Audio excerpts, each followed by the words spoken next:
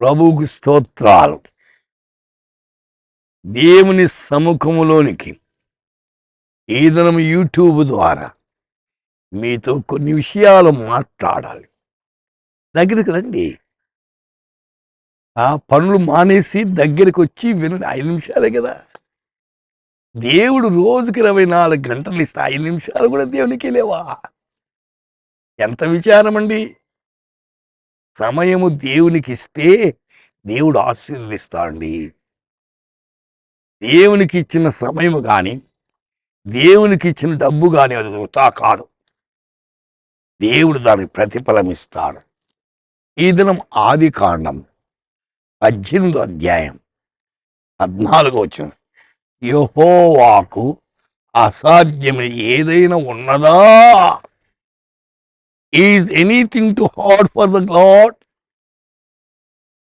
Yeah, యెహోవా के लिए कोई काम कठिन है. దేవునికి అసాధ్యమైంది లేదు. ఆయనకి సమస్తము సాధ్యమే.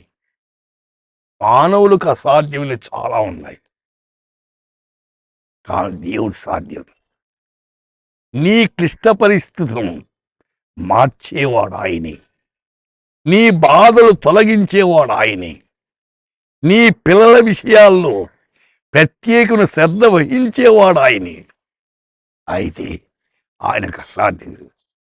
నీ పిల్లలు ఇష్టానుసారంగా ఉన్నారేమో, నీ మాట వినకుండా చెడు అలవాట్లు గురైపోయి తీరాని పనులని చేస్తున్నారేమో, నువ్వు తల ఎత్తుకొని తిరగలేకపోతున్నావేమో. కానీ దేవుని దగ్గర మొరపెట్టు, దేవుడు కార్యం చేస్తాడు. ఆయనకు అసాధ్యమైంది ఏది లేదని చెప్పాడు. అయితే ఆయన ఎలాంటి వాడు? భూమి ఆకాశం సృజించిన దేవునికి అసాధ్యమైంది. భూమి ఆయింది, ఆకాశం అయింది, వాటిని కలుగజేసిన దేవునికి అసాధ్యమైంది. సమస్తము సాధ్యమైంది. మీ క్లిష్ట పరిస్థితులన్నీ సాధ్యపరిచేవాడు ఆయనే. ఆయన మీద ఆనుకోనండి, అది చాలా అవసరం. రోమా 4:20లో మాట ఉంది, ఆయన వాగ్దానము చేసిన దాన్ని నెరవేర్చుటకు సమర్థుడు.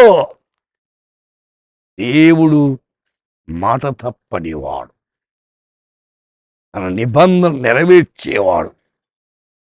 దాన్ని రూఢిగా విశ్వసించి విశ్వాసమున బలం పుంజుకో. అవిశ్వాసమున దీవెనలు పోగొట్టుకుంటావు. విశ్వాసము ద్వారా అయితే ఆశీర్వాదము. శిష్యులు అడిగారు, మా విశ్వాసాన్ని అభివృద్ధి పరచము. Lord, increase our faith. విశ్వాసం పెరగాలండి. సంవత్సరాలు పెరుగుతున్నాయి, డబ్బు పెరుగుతూ ఉంది, అయితే విశ్వాసం పెరగలే. విశ్వాసం పెరగాల. విశ్వసించు వారికి సమస్తము సాధ్యమే. నేడే ప్రభునందు విశ్వాసం ఉంచి మీ జీవిత యాత్రను కొనసాగించండి. ప్రార్థన చేస్తాం.